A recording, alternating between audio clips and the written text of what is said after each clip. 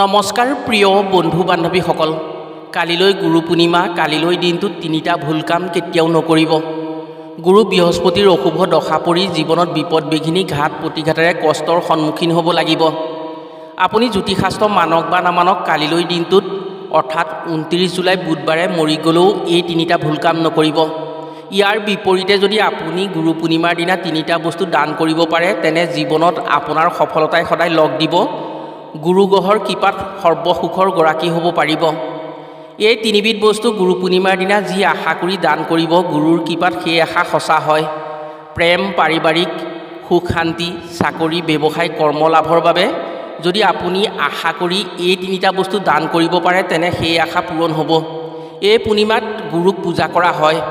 যদি কোনো ব্যক্তিৰ কুণ্ডলীত গুৰু দুৰ্বল হৈ আছে, সফলতাত বাধা আহি আছে, বিনা কাৰণত বা আকস্মিকভাৱে দুখ যান্ত্ৰণা পাই থাকিবলগীয়া হৈ আছে, তেনে গুৰু পূৰ্ণিমাৰ দিনা কৰা এই দানৰ ফলত গুৰুস্থান শুভ হ'ব আৰু গুৰু গ্ৰহৰ কৃপা লাভ কৰিব পাৰিব। গতিকে আপোনাৰ জীৱনত যদি সুখ শান্তি কামনা কৰে, তেনে আজিৰ ভিডিঅ'টো আপোনাৰ বাবে অতি গুৰুত্বপূৰ্ণ ভিডিঅ'। আজিৰ ভিডিঅ'ত আমি আপোনাক জনাম গুৰু পূৰ্ণিমাৰ দিনা কি কি ভুল কাম কেতিয়াও কৰিব নালাগে, লগতে এইদিনা কি কি বস্তু দান কৰিলে গুৰু শুভ স্থানলৈ আহি গুৰুৰ কৃপাত সৰ্বসুখৰ গৰাকী হ'ব পাৰে। সেয়েহে আজিৰ ভিডিঅ'টো আধাতে এৰি যোৱাৰ কথা ভুলতো নাভাবিব। যদি সম্পূৰ্ণকৈ চাই কামখিনি এই পূৰ্ণিমাৰ দিনা কৰিব পাৰে, তেনে নিশ্চয় উপকৃত হ'ব পাৰিব গুৰু গ্ৰহৰ কৃপাত। প্ৰিয় বন্ধু বান্ধৱীসকল, কথাসমূহ কোৱাৰ আগতেই আপোনাক এটি সৰু অনুৰোধ জনাওঁ। ভিডিঅ'টো যদি ভাল পায়, তেনে এটা লাইক কৰাৰ লগতে কমেণ্ট বক্সত গুৰুৰূপী বিষ্ণুক স্মৰণ কৰি ওম নমো বিষ্ণু বা জয় শ্ৰীহৰি বিষ্ণু বুলি লিখিবলৈ কেতিয়াও নাপাহৰিব। আৰু যদি আমাৰ চেনেললৈ প্ৰথম আহিছে, তেনে চেনেলটো ছাবস্ক্ৰাইব কৰাৰ লগতে অন্য 10জনে উপকৃত হোৱাকৈ ভিডিঅ'টো শ্বেয়াৰ কৰিবলৈ অনুৰোধ জনালোঁ।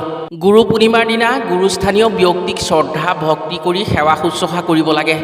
পাৰিলে ব্ৰত উপবাসে থাকি গুৰু মন্ত্ৰ জপ কৰি বিষ্ণু ভগৱানক ভক্তি কৰিব পাৰিলে গুৰু গ্ৰহৰ অশুভ প্ৰভাৱ দূৰ হয়। এই দিনটোত ভুলতো গুৰুস্থানীয় ব্যক্তিক বেয়া বচন বেয়া কথা ক'ব নালাগে। ইয়াৰ ফলত নিজৰ কুণ্ডলীত গুৰু গ্ৰহৰ অশুভ প্ৰভাৱ পৰে। এই দিনটোত নিৰামিষ আহাৰ গ্ৰহণ কৰিব লাগে। পাৰিলে ব্ৰত উপবাস কৰিব লাগে। এই দিনটোত ভুলতো আমিষ আহাৰ বা অখাদ্য বস্তু গ্ৰহণ কৰিব নালাগে। যদি গ্ৰহণ কৰা হয়, তেনে গুৰু গ্ৰহৰ অশুভ প্ৰভাৱ পৰি বিপদ বিঘিনি হয়। কল হৈছে গুৰুফল। গুৰু পূজাত কলক আগস্থান দিয়া হয়। পৰাপক্ষত গুৰু পূৰ্ণিমাৰ দিনা গুৰুৰ প্ৰিয় সামগ্ৰী কল এই দিনটোত দান কৰিব লাগে। তেতিয়া গুৰু শুভ প্ৰভাৱ পৰি উন্নতি আহে। এইদিনা পুৱা সোনকালে উঠি স্নান কৰিব লাগে। সোনকালে উঠি স্নান কৰি যদি গুৰুৰ বাবে গুৰু বন্তি জ্বলাই গুৰুক স্মৰণ কৰা হয়, তেনে শিক্ষা দীক্ষাত থকা বাধা দূৰ হয়। এই দিনটোত বহু দেৰিলৈকে কেতিয়াও শুই থাকিব নালাগে। গুৰু পূৰ্ণিমাৰ দিনা যদি পুৱা ঘৰৰ দুৱাৰ খুলিয়েই গোটেই ঘৰটোত হালধি মিহলাই পানী ছটিয়াব পৰা হয়, তেনে ঘৰলৈ শুভ শক্তিৰ আগমন হয়। ঘৰৰ পৰা ৰোগ ব্যাধি আঁতৰি যায়।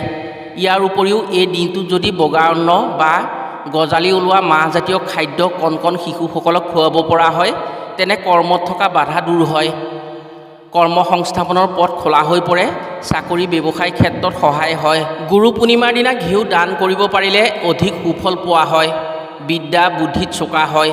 ঘিউ ভগৱান বিষ্ণুৰ অতি প্ৰিয় আৰু গুৰু বৃহস্পতিৰো অতি প্ৰিয়। সেয়েহে এইদিনা পিয়ৰ ঘিউ গুৰুস্থানীয় ব্যক্তিক দান কৰা হয়। যদি আপুনি আপোনাৰ ক্ষেত্ৰত বিদ্যা বুদ্ধিত চোকা হ'ব বিচাৰে, তেনে এই দিনটোত আপুনি পিয়ৰ ঘিউ গুৰুস্থানীয় ব্যক্তিক দান কৰক।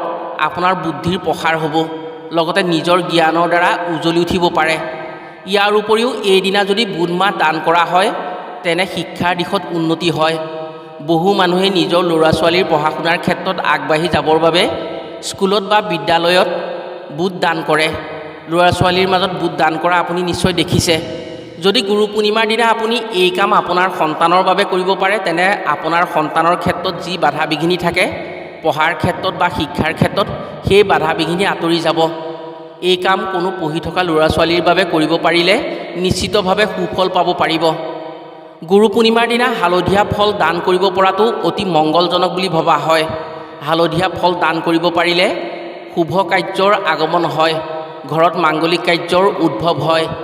যিসকলৰ বিবাহৰ ক্ষেত্ৰত বাধা বিঘিনি হৈ আছে, বিবাহত পলম হয়, সুপাত্ৰ সুপাত্ৰী পোৱাত পলম হৈছে, তেনে যদি সেই ব্যক্তিয়ে গুৰু পূৰ্ণিমাৰ দিনা হালধীয়া ফল দান কৰিব পাৰে তেনে তেওঁলোকৰ বিবাহত থকা বাধা দূৰ হৈ পৰিব। গুৰুৰ কৃপাৰ অবিহনে জীৱনত উন্নতি কেতিয়াও নহয়। গুৰুৰ কৃপা জীৱনত উন্নতি অতি আৱশ্যক। গুৰুৰ আশীৰ্বাদ বা গুৰুৰ কৃপাৰ অবিহনে একো কামতেই সফলতা নাহে। সেয়া লাগিলে যি গুৰুৱেই নহওক, শিক্ষাগুৰু, দীক্ষাগুৰু, শৰণীয়া গুৰু, পিতৃগুৰু, মাতৃগুৰু বা গুৰুগ্ৰহ। বছৰৰ সকলো দিনত নোৱাৰিলেও গুৰু পূৰ্ণিমাৰ দিনা আপুনি গুৰুস্থানীয় ব্যক্তিক বা গুৰুক শ্ৰদ্ধাৰে স্মৰণ কৰক। কলগছক গুৰু বৃক্ষ বুলি কোৱা হয়। কলগছক গুৰু মনা হয়। সেয়েহে কলক আটাইতকৈ শ্ৰেষ্ঠ ফল হিচাপে ধৰা হয়। যিসকলৰ গুৰু অশুভ স্থানত আছে, বিপদ বিঘিনি, ৰোগ ব্যাধিয়ে অৰ্থ সংকটত পেলাই আছে, কৰ্মত বাধা আহিছে, বিভিন্ন দিশত বিশৃংখল হৈ আছে, খেলি মেলি হৈ থাকে, সেইসকলৰ গুৰু অশুভ স্থানত থাকে আৰু সেইবাবেই এনেধৰণৰ সমস্যাবোৰ আহি থাকে। তেওঁলোকে যদি গুৰু পূৰ্ণিমাৰ দিনা পকা কল দান কৰিব পাৰে তেনে তেওঁলোকৰ সকলো ক্ষেত্ৰতেই সমস্যা নিৰ্মূল হ'ব। বিশেষকৈ এইবাৰ গুৰু পূৰ্ণিমা বুধবাৰে পৰিছে, শাওণ মাহত পৰিছে। কোনো মন্দিৰ বা নামঘৰত বা সৰু সৰু ল'ৰা ছোৱালীক নাইবা পশু পক্ষীক যদি কল দান কৰিব পাৰে এই পূৰ্ণিমাত, এই দিনটোত গুৰু প্ৰসন্ন হ'ব আৰু যি ভাবি দান কৰিব সেই আশা গুৰুৰ কৃপাত পূৰণ হ'ব। গুৰু বৃহস্পতি হৈছে ভগৱান বিষ্ণুৰ অন্য এটি ৰূপ। এই দিনটোত হৰিক পূজা কৰিও গুৰুৰ আশীৰ্বাদ পাব পাৰে। ভগৱান বিষ্ণুৰ প্ৰিয় ৰং হৈছে হালধীয়া। গুৰু পূৰ্ণিমাৰ দিনা যদি কোনো লোকে মন্দিৰত বা নামঘৰৰ পূজাৰীক, গুৰুস্থানীয় ব্যক্তিক হালধীয়া বস্ত্ৰ দান কৰে নাইবা নামঘৰ মন্দিৰত পূজাৰীক বগা অন্ন দান কৰিব পাৰে, যেনে পায়স, পঞ্চামৃত যদি দান কৰিব পাৰে তেনে সেই ব্যক্তি গুৰুৰ কৃপাত ৰোগ ব্যাধিৰ পৰা মুক্ত হ'ব পাৰে। বহুদিন ৰোগাগ্ৰস্ত হৈ থকা ব্যক্তিয়ে যদি গুৰু পূৰ্ণিমাৰ দিনা বাবা, ফকীৰ নাইবা ব্ৰাহ্মণক গুৰু মানি হালধীয়া বস্ত্ৰৰ লগতে গাখীৰৰ সৈতে তৈয়াৰী কোনো খাদ্য দান কৰে তেনে তেওঁলোকৰ প্ৰতি গুৰুৰ কৃপা বৰষিব, ফলত ৰোগ ব্যাধিৰ পৰা মুক্ত হ'ব পাৰিব। গুৰু গ্ৰহৰ অশুভ প্ৰভাৱ যাৰ কুণ্ডলীত থাকে, গুৰু পূৰ্ণিমাৰ দিনা ব্ৰতত থাকি কলপাতত ব্ৰতৰ শেষত যদি গুৰেৰে খাদ্য খাব পাৰে তেনে তেওঁৰ বাবে গুৰুৰ বিশেষ কৃপা পৰে। এই কাম সকলো মানুহেই গুৰু পূৰ্ণিমাৰ দিনা কৰিব লাগে। যদি আপুনিও কৰিব পাৰে তেনে গুৰুৰ স্থান অতি শক্তিশালী হ'ব আৰু উন্নতিত বাধা দূৰ হৈ উন্নতি কৰিব পাৰিব। বহু ক্ষেত্ৰত দেখা যায় যে কিছু লোকে যি কাম কৰে তাতেই লোকচানৰ সন্মুখীন হয়। ব্যৱসায় বাণিজ্য কৰিও সুফল নাপায়। চাকৰিৰ ক্ষেত্ৰত পৰীক্ষা বা ইণ্টাৰভিউ দি বাৰে বাৰে খেলি মেলি আহি বিফল হয়। পাৰিবাৰিক কণ্ডল, প্ৰেমৰ ক্ষেত্ৰত বাধা বিঘিনি, আপোন মানুহে শত্ৰুতা কৰি হিংসা অন্যায় কৰে, বিনা কাৰণত মান সন্মান হানি হয়। এনেধৰণৰ সমস্যা মাথো গুৰু অশুভ প্ৰভাৱৰ বাবেই হয়। গুৰুৰ অশুভ প্ৰভাৱ থাকিলে মনোকষ্ট বেছি হয়। যদি কোনো লোকৰ ক্ষেত্ৰত এনে সমস্যা হৈ আছে তেনে গুৰু পূৰ্ণিমাৰ দিনা সন্ধ্যাবেলা গৰুক ৰুটিৰ লগত গুৰ খুৱাব পৰা হয় তেনে সেই ব্যক্তিৰ ওপৰত গুৰুৰ কৃপা পৰিব। লাহে লাহে গুৰুৰ কৃপাত তেওঁলোকৰ খেলি মেলিবোৰ নাইকিয়া হৈ সুখী হ'ব পাৰিব। গুৰু পূৰ্ণিমাৰ দিনা সন্ধিয়া অৰ্থাৎ জোন ওলোৱাৰ পাছত ঘৰৰ উত্তৰ পূব স্থানত এগছি ঘিউ বন্তি জ্বলাই ৰাখিব লাগে। লগতে এই স্থানত এটি মাটিৰ পাত্ৰত পাত্ৰ ভৰ্তি পানী নাইবা পাত্ৰ ভৰ্তি চাউল ৰাখিব পাৰিলে ঘৰলৈ ধন ঐশ্বৰ্যৰ আগমন হয়। গুৰুৰ বিশেষ কৃপাত সেইখন ঘৰত সদায় লক্ষ্মী বাস হয়। এই কাম বহু মানুহেই কৰে। গুৰু পূৰ্ণিমাৰ দিনা সন্ধিয়া এই কাম যদি আপোনাৰ ঘৰতো কৰি ৰাখিব পাৰে তেনে গুৰুৰ দ্বাৰা আপোনাৰ ঘৰত সকলো কৰ্মতে ফলৱান হ'ব পাৰিব। গুৰ হৈছে গুৰু গ্ৰহৰ প্ৰিয়। গুৰু পূৰ্ণিমাৰ দিনা যদি গুৰ ৰাজহুৱা স্থানত দান কৰে, য'ত ৰাজহুৱাভাৱে কাম কাজ কৰি থাকে, নামঘৰ মন্দিৰ আদিত যদি গুৰ দান কৰে এই দিনটোত তেনে তেওঁৰ যি দুখ কষ্ট থাকে, যি শত্ৰু থাকে সেইবোৰ গুৰুৰ কৃপাত নাইকিয়া হয়।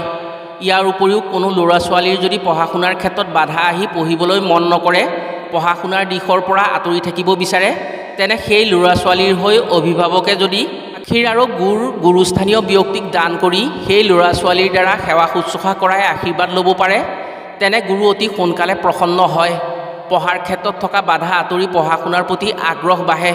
যদি আপোনাৰ ঘৰতো কোনো ল'ৰা ছোৱালীৰ ক্ষেত্ৰত এনে হৈ আছে, গুৰু পূৰ্ণিমাৰ দিনা এই কাম নিশ্চয় কৰক। সুফল পাই সেই ল'ৰা ছোৱালীৰ উন্নতি আহিব। প্ৰিয় বন্ধু বান্ধৱীসকল, গুৰু পূৰ্ণিমাৰ দিনা যদি আপুনি এইসমূহ কামৰ সমস্যা অনুসৰি যিকোনো এটা কাম কৰি ৰাখিব পাৰে তেনে আপোনাৰ ক্ষেত্ৰত গুৰু শুভ স্থানলৈ আহিব, যাৰ ফলস্বৰূপে আপোনাৰ যিকোনো কৰ্মৰ উন্নতি হ'ব। আশা কৰিছোঁ গুৰু পূৰ্ণিমাৰ দিনা এইসমূহ কাম কৰি নিশ্চয় উপকৃত হোৱাৰ সুযোগ পাব। আজিলৈ ভিডিঅ'টো ইমানতে সামৰিছোঁ। পুনৰ অন্য এটি ভিডিঅ'ৰ জৰিয়তে লগ পোৱাৰ আশাৰে আজিলৈ আহোঁ। সকলো ভালে থাকক, সুস্থ থাকক। ধন্যবাদ।